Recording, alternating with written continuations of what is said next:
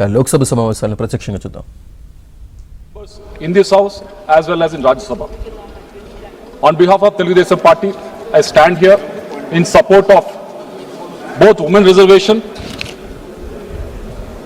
On behalf of Telugu Party, I stand in support of delimitation also. And as just Mahoji has posed, a lot of people are posing a lot of questions to us. Of course, this is democracy. A lot of people will pose and we have to answer. As a regional party, that too coming from South India, the first question is, as you're coming from South India, are you going to support this? Second question is, will TDP support delimitation as well as women's reservation if the seats are 543 or 815?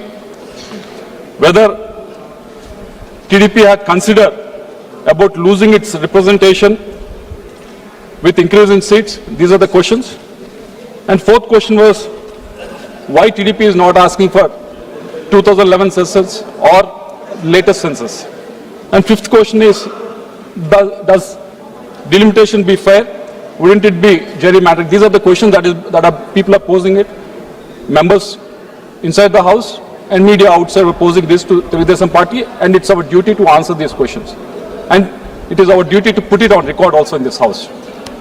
Ma'am, Telugu Party is in support of Women's Reservation Bill because we believe in what Ambedkar said. What Ambedkar said was, a constitution is a vehicle of life guided by the spirit of the age. Ma'am, from yesterday onwards, we could see a lot of women coming and sitting in the gallery in the anticipation. Thank you, Dada. Thank you, Dada.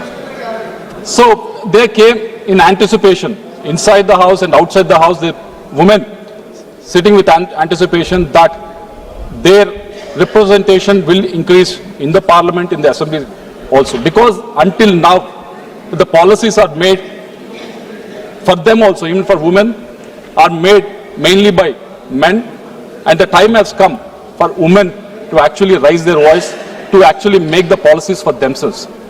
And this is the spirit with which we are supporting this women's reservation, ma'am. And I said, this is the spirit of the age that people are asking for this, that women folk, which has 50% population in this country, is asking for this. So we need to understand why they are mooting for this, and they're fighting for this for so many years. And time has come, under the leadership of Narendra Modi ji, that this important amendments has been brought forward, and we need to support this, ma'am. Ma'am, the other thing we should also accept is the change is constant. It is never, it is never going to be same all throughout. With the times, there will be changes that will happen, even with our constitution also. There are multiple amendments that are brought in. After almost 77 years, we are discussing about the 131st amendment.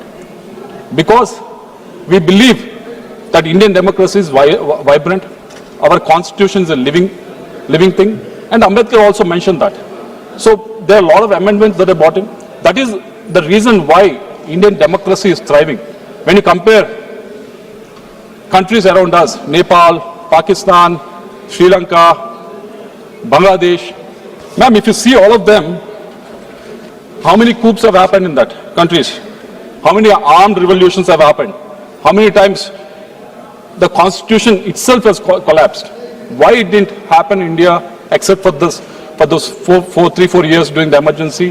Why democracy has thrived in India was because we believed change is constant. We believed what Ambedkar ji has mentioned.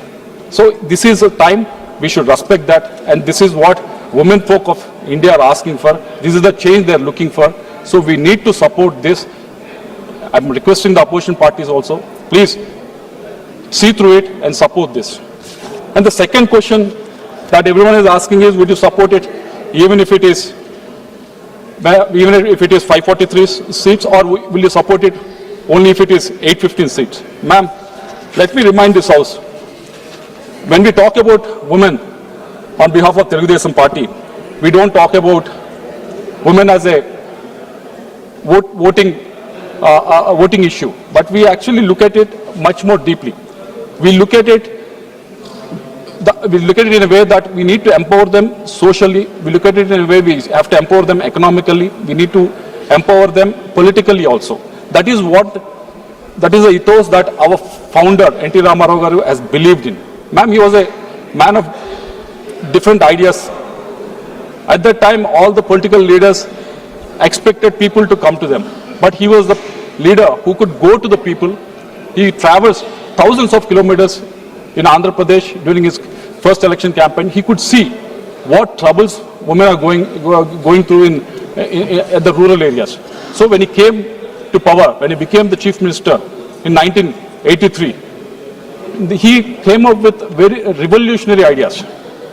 Until then, the property that is belonging to a member in the father is always going to the male in the family. But he has brought in the reform in the Hindu Succession Act in 1986. He made sure 50% of the property belongs to the girl child also.